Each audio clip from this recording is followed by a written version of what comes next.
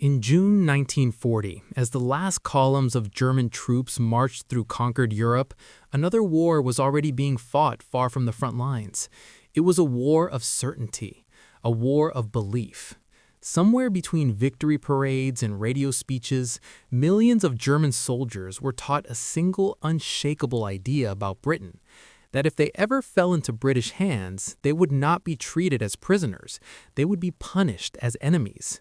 And long before the first German soldiers stepped onto British soil in captivity, their minds were already there, waiting for something terrible to happen. For most German soldiers in the early years of the war, Britain existed less as a place and more as a warning. It was described through newspapers, newsreels, classroom lessons, and barracks lectures. Britain was not simply an enemy nation. It was portrayed as a decaying empire, clinging desperately to power through cruelty and hypocrisy. British society, German propaganda insisted, was built on exploitation, class hatred, and contempt for foreigners. And if a German soldier was unlucky enough to be captured, Britain would show its true face. This belief was not vague, it was detailed. Prisoners were told to expect hunger, cold, humiliation, endless labor, arbitrary punishment. They were warned that British civilians would spit on them, beat them, or worse. Officers repeated these claims not as speculation, but as fact. The message was clear. Capture by the British was not a pause in the war. It was another battlefield, one where survival depended on mental toughness and absolute loyalty. By the time the war expanded beyond Western Europe, these expectations had hardened into doctrine. German soldiers heading to North Africa, to the Atlantic coast, or later to Italy and Normandy, carried this mental picture with them. Even those who doubted Nazi ideology often accepted these warnings. They came from too many directions to ignore. Veterans repeated them, pamphlets reinforced them, films dramatized them, and every repetition made the image sharper. In training camps, instructors spoke openly about captivity. They warned recruits never to trust the British smile, never to believe British politeness. They described it as a trick, a mask hiding a ruthless system. The British, they claimed, used kindness only to extract information, to weaken discipline, to turn prisoners against one another. Any sign of humane treatment was said to be temporary. The real suffering would come later. This expectation mattered deeply because it shaped how German soldiers understood defeat. To be captured by Britain was not merely to lose a battle, it was to fall into the hands of an enemy portrayed as morally corrupt and emotionally cold. In this mental framework, resistance, even in hopeless situations, made sense. Surrender did not promise safety, it promised a different kind of danger. As early as 1940, small numbers of German airmen shot down over Britain were among the first to test these beliefs. They parachuted into fields and villages carrying fear that went beyond physical harm.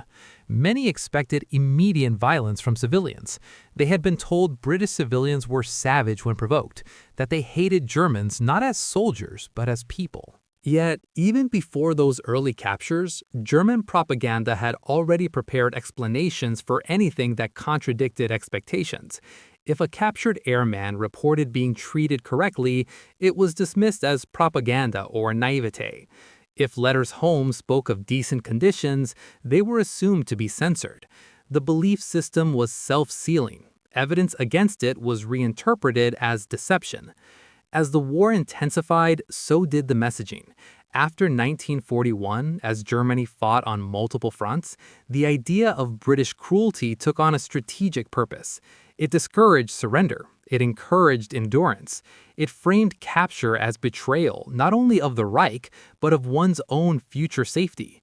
Better to fight on, the message implied, than to place your life in British hands. By 1942, this belief had become almost universal among German troops deployed in areas where British forces operated. In North Africa, German and Italian soldiers fighting the British Eighth Army were constantly reminded of what awaited them if captured. Leaflets dropped by Allied aircraft promising fair treatment were mocked in German briefings as psychological warfare. Officers warned their men not to be fooled. The irony was that many German soldiers had never met a British person.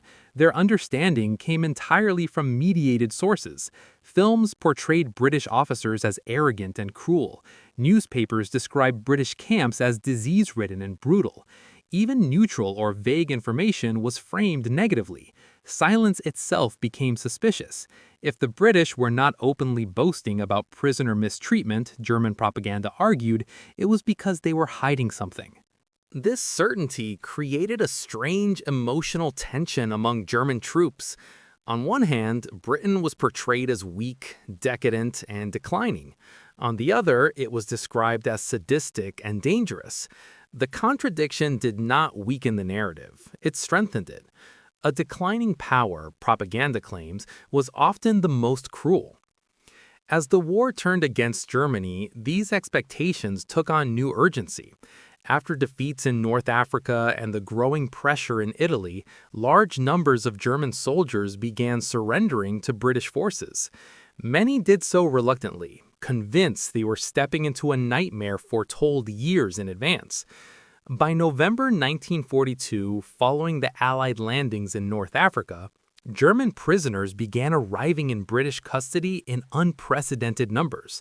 Some were captured on the battlefield, others surrendered after being cut off or surrounded. Almost all shared the same mental preparation. They braced themselves for retribution. The moment of capture was often described later as emotionally numbing. Weapons were dropped, hands were raised. The physical act was simple. The psychological weight was not. Many prisoners recalled expecting an immediate change in tone, shouting, blows, insults, something to confirm what they had been taught. Instead, what unsettled them most was the absence of it. British soldiers followed procedure. Prisoners were searched, disarmed, and assembled. Orders were given calmly. Guards did not shout unnecessarily. There was no celebration, no visible hatred. For men expecting brutality, this restraint was confusing rather than comforting. Still, most prisoners interpreted this as the first stage of something worse. They told themselves the real treatment would begin later, once they were away from the front, once cameras were gone, once they were fully under British control. This belief persisted during transport. Prisoners moved by truck, train, or ship watched their surroundings carefully. They looked for signs of hostility from civilians. Many expected crowds, angry faces, violence. Instead, they often encountered indifference, or curiosity, or silence. Again, this did not immediately reassure them. Silence could be ominous. Politeness could be tactical. The indoctrination ran deep. By the time German prisoners arrived in Britain itself, usually by sea, their expectations were fully formed. Britain, they believed, was the final stage, the place where all the warnings would come true. Crossing the channel felt, to many, like crossing a line from uncertainty into inevitability. They noticed details immediately: the ports, the organization, the lack of chaos. They were marched off ships under guard, but without hurry, without violence, without spectacle. Each of these details registered, but none yet overturned belief. They told themselves the system was efficient because it needed to manage cruelty on a large scale. Order, after all, could serve oppression just as well as justice. As prisoners were processed, given identification numbers, and assigned to camps, they searched constantly for confirmation of what they had been told. They listened to guards' voices, watched body language, measured every gesture. The camps themselves did not look as expected. Many German prisoners anticipated something resembling punishment facilities, harsh structures, visible deprivation. Instead, they encountered standard military camps. Barbed wire, yes. Watchtowers, yes. But also huts, kitchens, medical stations. Infrastructure designed not for terror, but for containment. Still, expectation remained intact. Appearances could deceive. They believed the British were careful, methodical, that suffering would be subtle and prolonged. Food became an immediate point of tension. Prisoners have been warned of starvation, of deliberately insufficient rations.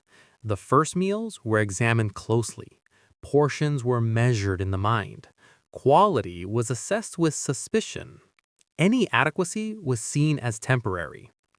The same applied to medical care. Wounded prisoners were treated. Sick men were examined. This, too, was explained away internally. Healthy prisoners could work harder later. Keeping them alive served British interests. Throughout these early days, German prisoners clung tightly to what they believed they knew. To abandon it too quickly would be dangerous. Trust, they had been taught, was weakness.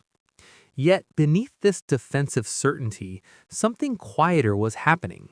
The expected signals of cruelty were not arriving, not immediately, not clearly.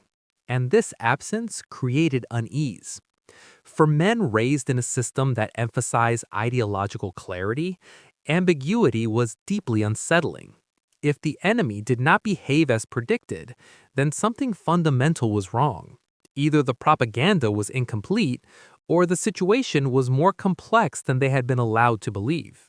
Still, at this stage, most prisoners chose the safer explanation, that Britain was simply patient. As weeks passed, letters were written under censorship.